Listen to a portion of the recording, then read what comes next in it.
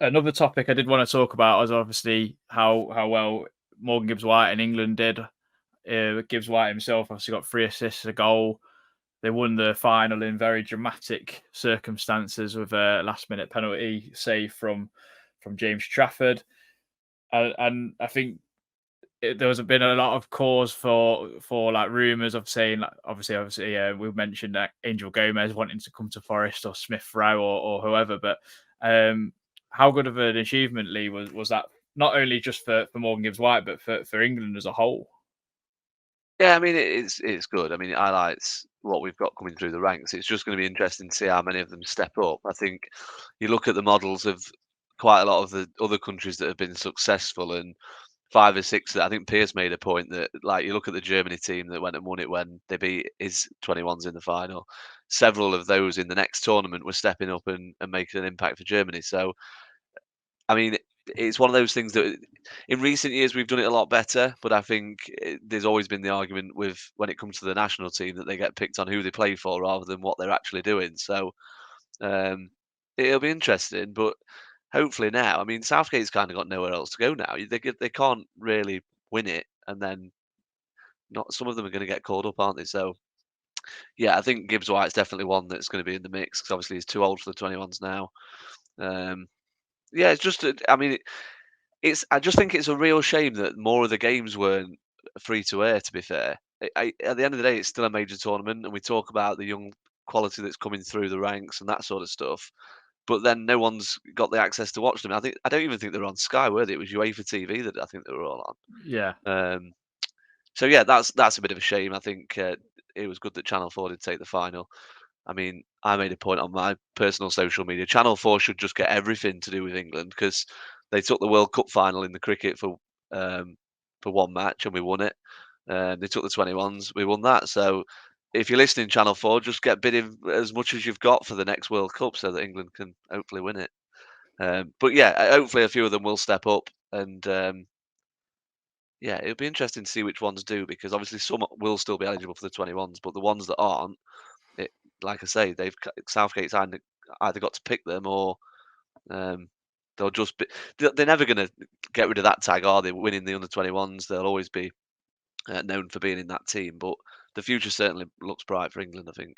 Christian, obviously Morgan Gibbs White didn't win Player of the Tournament. Anthony Gordon did, but someone he didn't really get mentioned that much, Gibbs White. But I thought he really excelled in that England side in the under 21s. His link up with like Smith Rowe and Angel Gomez, Madueke was really exciting to see. How much of a big season is this for Gibbs White in terms of not just him helping Forest out, but potentially knocking on Gareth Southgate's door for the Euros next summer? I was fleeced a bit, wasn't he? I mean, how he wasn't in team in a tournament is a bit of a surprise, but these things happen, I suppose. As for Gibbs White's season, I mean, obviously, I thought it was a bit premature of Mark Ogden to say that a European team should be looking at him right now.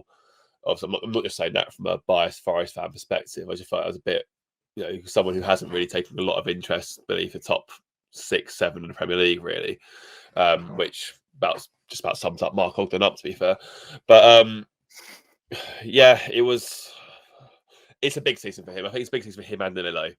But in terms of Gibbs White, I think the only thing that makes me think he might not get an England call up this year is because we're so close to a tournament. And a mixture of that and Southgate's stubbornness in general. And Mason Mount might not play at all next season, but he'll still be in the team. We know that's going to happen. So same with Maguire. Maguire might kick a ball for United all season, but he'll be starting centre back next summer in Germany.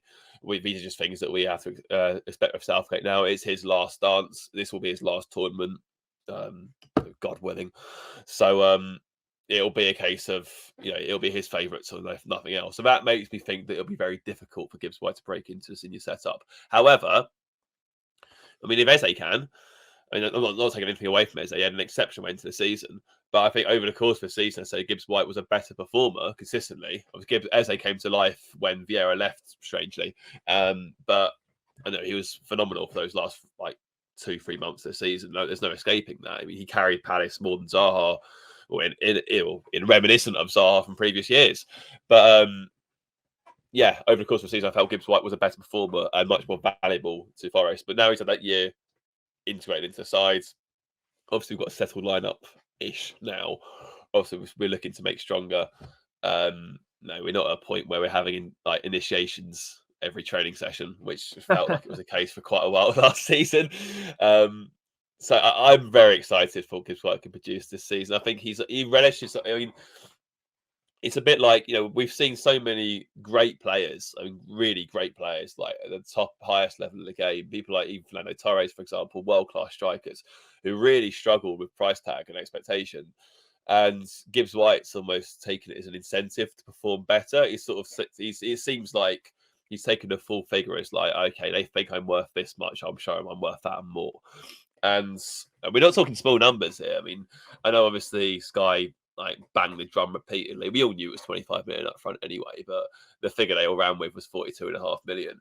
But he just seems to thrive off that and just seems to so determined to prove his worth. And he's just excelling of each and every game.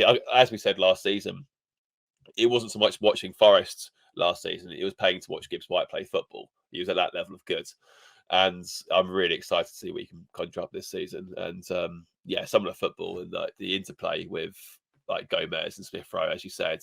I can't, if it was the second goal against, I think it might have been Israel. Yeah, we just absolutely it was unbelievable. Cut them to shreds. It was like, you have to sort of blink and think twice. Is this England? Is this England team we're watching here? They're not just clogging it long into the box and running after it, or they're not just camping in their own penalty box. What's going on? Very excited to see what he can come up with. And I really hope he gets a call. If it's a friendly against Latvia or someone, he at least deserves that.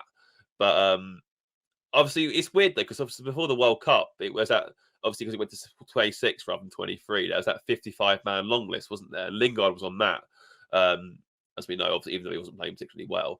But if there's a similar thing going into the Euros, you'd think Gibbs-White would be on that and probably be much higher than Lingard as well. So we'll see. Maybe he'll get a friendly. Maybe he'll be on the backup list. I don't know. But I just hope he gets his flowers, if you like, because he really deserves it. And I'm so excited to watch him play this season. Yeah, just a last word on Gibbs-White for you, Reese. I just wanted to ask you, because like you say, we're looking to bring in more quality over quantity. Now you think we'll have a more settled side. Do you kind of not expect, but I think maybe Gibbs-White probably expects it from himself for him to contribute even more in terms of goals and assists this season, because everyone should know each other, essentially. Yeah, I mean, I've said this about young players in the past. I'm not going to mention his name, but you look at young players, and when you're buying them for a fairly substantial fee, as we have with Gibbs-White and the other guy, I'm not going to mention his name, you look at them improving season by season and over time. So what did Gibbs-White score last season? Did he get 5 maybe? 5 and 8 assists, yeah. Yeah, so he'd be looking for goals-wise probably to get more close to double figures, and assists-wise probably break into double figures. And that's what you've got to keep doing with young players. They've got to consistently keep trying to improve season on season. And if obviously he was to get a move to a much bigger club, then obviously them numbers would have to probably look at going up again, because you get more chances more often than not. But just touching on England and what Christian was saying, etc. I'm very, very impressed with Levi Colwill. I think if he has a good season, he'll be in the senior team. He might well be. He won't play. I'll tell you now. It'll be Maguire and Stones. It'll be Pickford goal. And it'll be Mount in the team. We all know that's going to happen. And Sterling probably as part of the front three. Even if none of them play this season, they'll all be there starting. Well, that's just Southgate. Mount will play, won't he? Because he's obviously signed for Man U on big money. So I'd like to think, I do agree with you, Christian, annoyingly. I'd like to think that if Harry Maguire isn't playing, he might get a move. We don't know yet. If Harry Maguire isn't playing, he can't play. He just can't, because I've always said Maguire's never really let England down. But when we play the big teams, he's not like, I look at the Giroud goal against France where he got in between him and Stones.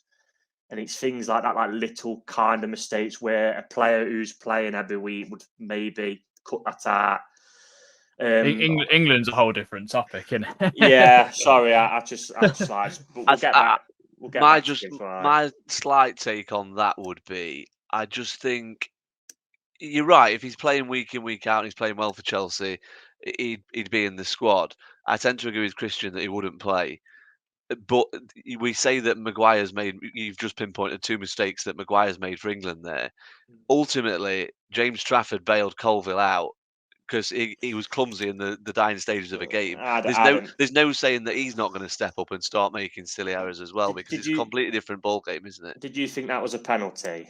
I think that it's one of them where if you slow it down, it does look Yeah, worse. But does it he was get any very of? soft. If that's on an England player in the box, what would we say? He didn't play any of the ball, and he wraps his Yeah. leg round his shin.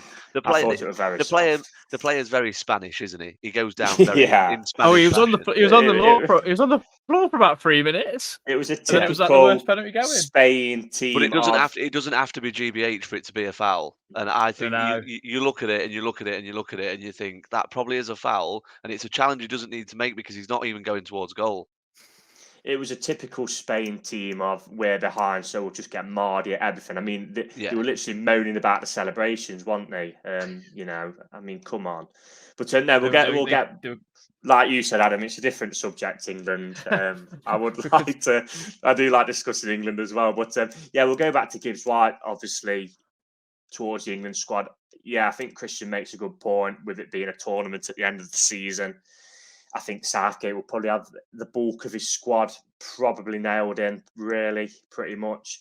But there's still a season too for some to obviously impress. You know, I know James Maddison's gone to Tottenham. It might not be that impressive there. We don't know what's going to happen this season. So he has, in a sense, got to pick some players on form. You'd think, you know, I know he does get stick, obviously, for picking Maguire, etc. But there is a few he does pick, I think, on form as well. And he's not afraid at times. Like he picks Guehi from Crystal Palace. He's picked Ante recently, and obviously Eze from Palace, who aren't as fashionable a club as the big 6/7. But so we'll see. It obviously all depends on this season. But as I said at the start of the comments, Morgan will just be looking to improve as Forest will on his numbers last season. We've got to, as a team, push a few places higher, and Gibbs-White would being like the star man of the team. I'm sure he'll want to push his numbers and for the assists into double figures.